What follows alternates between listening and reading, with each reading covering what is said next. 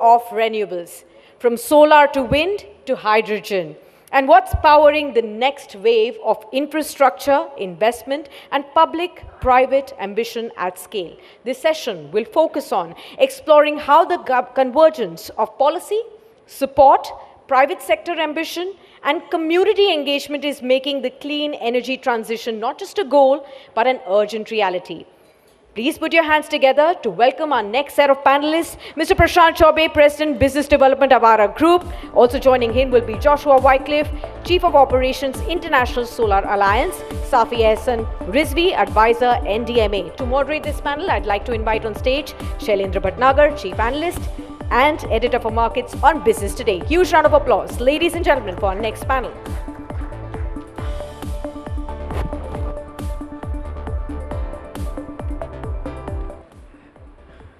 Good afternoon once again, ladies and gentlemen.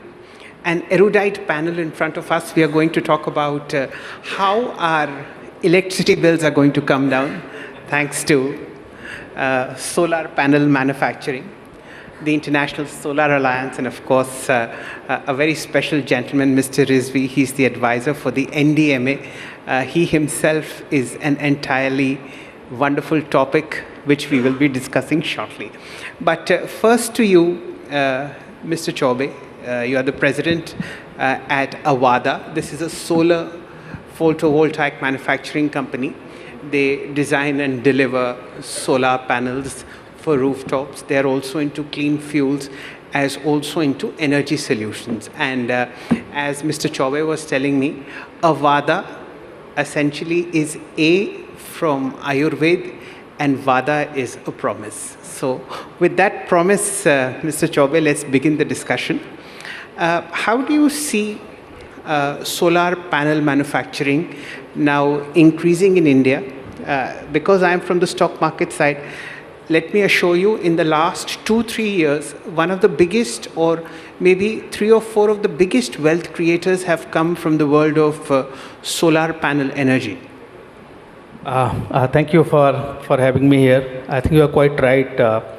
When India envisioned a kind of a target for renewable energy, which was quite humongous, it's like 500 gigawatt, which means we are putting our own entire national renewable energy mission on a stake if you do not have the manufacturing capabilities. For a very long time, I think there was much of a dependence on external countries, including China, for it. And that's where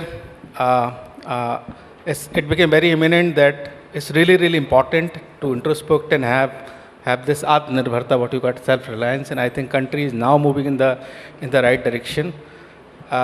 If you really want to achieve 500 gigawatt by 2030, you would almost need like 550 gigawatt plus to be almost as about 200 gigawatts, so 50 gigawatt for every year. And that requires a significant manufacturing capabilities. So there's been a very good support coming from government side also in terms of the PLIs.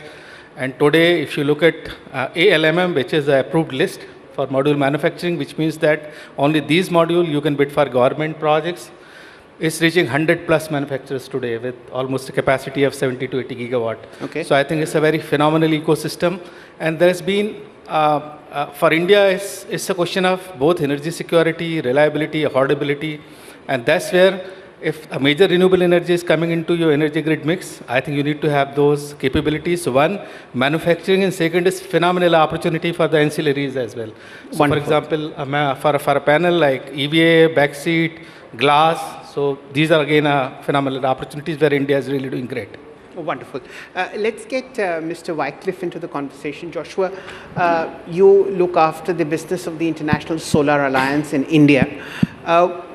What do you think is driving this mad rush towards both wind and solar energy?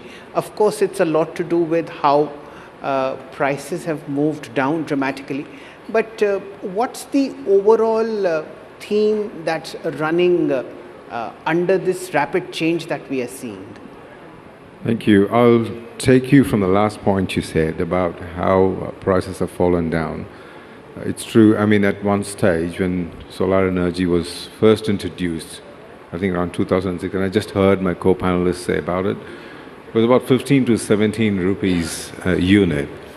today, in the last couple of days, 2-3 days, I'm told it's gone down between 30 cents to 2 rupees, which actually is something that we have seen a very major way of how things have grown. There are a few things that drive this, and this is not just in India, but also across the globe. The Solar Alliance is an alliance of 123 governments, 123 countries, and we are a treaty-based intergovernmental agency. So I kind of, when I travel around and see and compare India, I see more or less similar behavior. So some of those things that have driven Indian interest and rush towards that is, of course, the commitments the governments have made, and in terms of where we stand in the Paris Agreement, and also prioritizing renewable energy based on our actual net zero objectives that our country has. And so that pushes the governments, and then the next, the cascade effect from the government comes into the private sector. So if you want to reduce this price, then the government takes the establishment towards policy support, and of course the subsidy support. So the more subsidies made, more policy support, and then of course that brings in tweaking investments into the country, the private sector. To me, where I would support India a lot more is to be able to get the commitment from the private sector towards ESG-related assets, being able to link ESG more towards the corporate results and outcomes that we would have. I mean, one thing that India prides itself in comparison to a lot of the global north countries, is that we do, and we do it because we mean what we say. I mean, we just don't say it for the sake of platforming where we stand and talk, but we really do it here in India. So that's where I would, and we are making ourselves cost competitive. I mean, China has always compared geopolitically where we stand, but I'd say we've come a long way in India, and I think we are well and truly in the path of making India a cost competitive market as well. Right. Let's get to Mr. Rizvi, and ladies and gentlemen, a brief word on Mr. Rizvi. He's the advisor to the National Disaster Management Agency. You see his colleagues everywhere. He's the gentleman who pays the bill for climate change. So wherever disaster strikes, you see Mr. Rizvi. All landslides, all floods, his agency manages the aftermath of all that. So a small round of applause for Mr. Rizvi. He's also an IPS officer, and he saves our skins every time.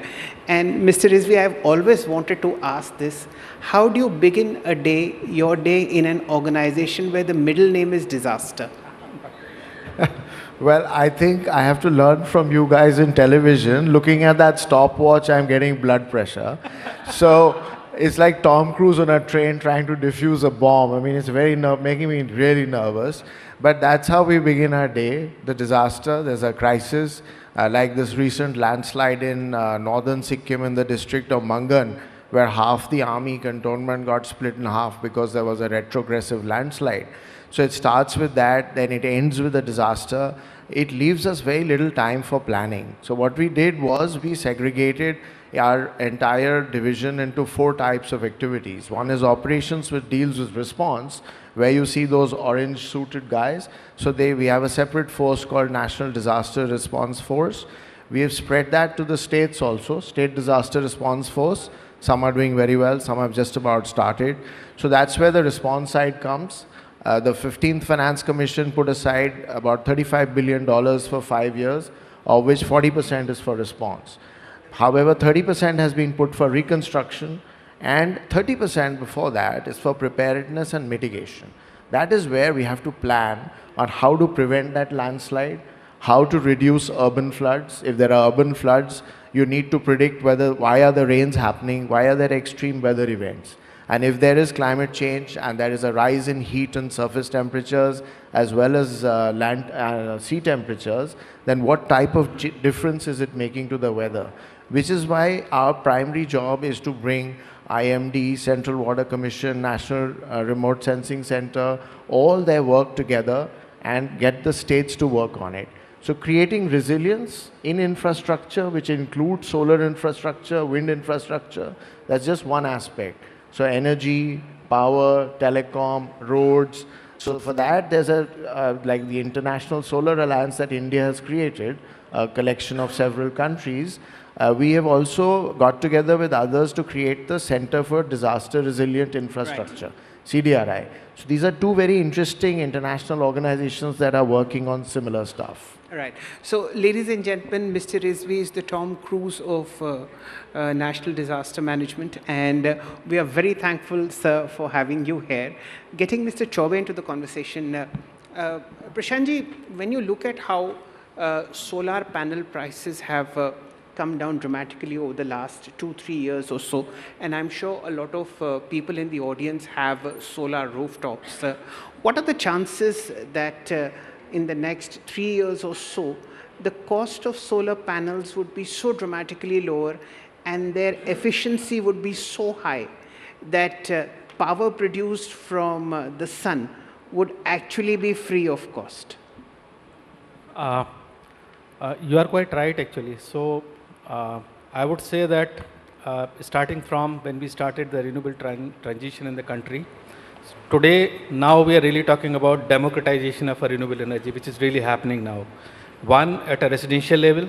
Second, at a CNI level, where commercial industrial consumers can really go for it. And third, also at agriculture level, where the government is trying to actually bring every agriculture feeder into the grid for the purchase of renewable. For example, PM Kusum scheme, which is there. Similarly, Prime Minister Saur Muft Bijli Ghar Yojana, which is there. Launched in April last year. Within a year, I think it has seen 47 lakhs applications, right, for a rooftop installation. Government has already, I think, more than 4,700 crores have been spent on that. That's for the purpose of penetration of the renewable energy, was really good for the country, part A. Part 2, the prices of solar panel will reduce, but to an extent, unless we have this capability for polysilicon and NGOD, which is the fundamental building block for the solar module, and 80% of the polysilicon incidentally is produced in China, actually. So the reliance would be there. But yes, with the scale, the kind of scalability which is there for the renewable in India, with the kind of capacity build up in India, I think the prices would reduce over a period of time. And there is a fantastic subsidy which is coming from the government in terms of you to really offer the rooftop or for the PM Kusum scheme and so on and so forth. Second thing is that if you look at when the solar really started 15 years ago, the price of solar was about 15 rupees, 16 rupees. Today the price is about, recent bid would be about 2 rupees 50 paisa. And because of so much solar coming into the grid, even the exchange GDM prices are coming to like 30 to 40 paisa now for a solar. So there is a humongous solar which is available, and I think we can go for like load shifting, right? Why you need to really run most of the thing in the evening, which is the evening peak, which is really a crisis for the country. You shift the load. There is a humongous amount of a solar available during the day. There is also phenomenal amount of a battery storage which is coming into the system. And I think with this you can really cope up all those requirements. Okay. Joshua, coming to you, it's often said, and it's known to everybody who studied science, that there's limitless energy in the sun, and there is a lot of power behind the wind plan that we have in India. Yet there are barriers to how this industry is growing. Are they just man-made, or how do you look at these barriers? Are they surmountable? Well, I'd say that it's a mixed bag. You have barriers that are nature-based as well. So, I mean, for example, the access to grids, remote places, especially countries where, I mean, in India, of course, you've got a lot of remote lands, and we've overcome quite a bit here in India, unlike some other countries. So that would go and feed into the nature-based. And man-made, to some extent, is because probably, I wouldn't say that so much of India. Inaction happens in some markets where government inaction also results in as one of the barriers that we have. Of course, the high capital investment initially done, and this is not India. I can give an example from another country. I was talking to a prime minister of a small island state, and I asked him, what is your fuel import bill? And he turns around and says 38% of his GDP goes into importing fuel, and that's a small island state, neck deep in their sovereign debt. So, I mean, India may not be in the same platform as that, but deep into policy issues that this nation had, ISA, or International Solar Alliance, had to work with the legislative group tweak the Energy Act, tweak so many things to bring in. But India does have a bit of a way to go as well in terms of policy and regulation and support in being able to support the utilities. For instance, making it mandatory for utilities to some extent in terms of the procurement requirements, having e-marketplace. I know the Indian government has embarked on it, being able to firm it up in terms of a platform where you could aggregate requirements, where you're able to aggregate solar energy or wind energy or renewables, being able to have an e-market platform where you'll be able to consolidate and argument all requirements of solar energy plays a big role in being able to remove barriers there as well. And the last point I'd like to also talk about is about having a renewable portfolio standard. So it's kind of consistent. In a market where you do get Chinese products, where consistency and quality isn't there, being able to have a platform again in terms of having a portfolio standard in place. So the manufacturing base is able to have a guidance. Like if you take hydrogen, one of the reasons not just India, but across the world, research is still dragging its feet is because there's a definitive standard that we need to reach and say this is what is called green hydrogen. And if we could do that, that sets the pathway to take it forward. Right. Okay. My final question to you, Mr. Rizvi, is that we don't know when disaster strikes, but we do know what are the 2 or 3 steps or 5 or 10 steps that we should take to ameliorate that pain. What, according to you, is a checklist that everybody should be having in his or her mind the moment disaster strikes, and what can be done to prevent its worst form? Yeah, so I mean, I would have you know that India has 13 to 14 disaster types of hazards, we call them. And what you need to do when an earthquake strikes is very different from what you need to do when there's going to be heavy precipitation or there's going to be a very extreme heat. So there are different things over there. We put out lots of programs over there. As an organization, as government, as state governments, as city governments, there are a lot of little things that they do. So if it's earthquakes, then you have to be prepared that after an earthquake, when everything has fallen, when people there are fatalities, what do you do with the rest of the population? You have to prevent fires, you have to set up your hospitals, so you have to have earthquake resilient buildings, your hospitals, fire brigade, and your control room should be earthquake resilient. But on the solar point, I'd like to bring in one issue over here, that we in disaster management are very deep working on the mountainous hazards of landslides, glacial lake outbursts. So for each one, we need automated monitoring stations which require solar panels. At 5,000 meters, you need solar panels. And let me tell you, there are 7,500 glacial lakes in India at about 5,000 meters, that's 16,000 feet.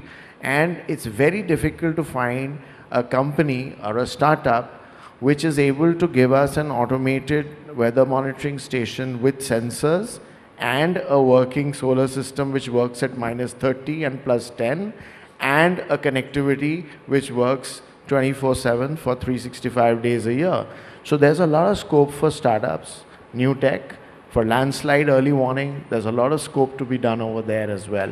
So there's a lot of connects that NDMA can make with sustainable companies like yours. Right. With that, ladies and gentlemen, we'll call it a day. And thank you so much for such a wonderful set of answers, especially from Mr. Tom Cruise. We'll call it a day here. Thank you. Thank you so much. Huge round of applause, ladies and gentlemen. May I please request Mr. Siddharth Zarabi to please join us on stage to present a token of appreciation to all our distinguished panelists. Huge round of applause, ladies and gentlemen.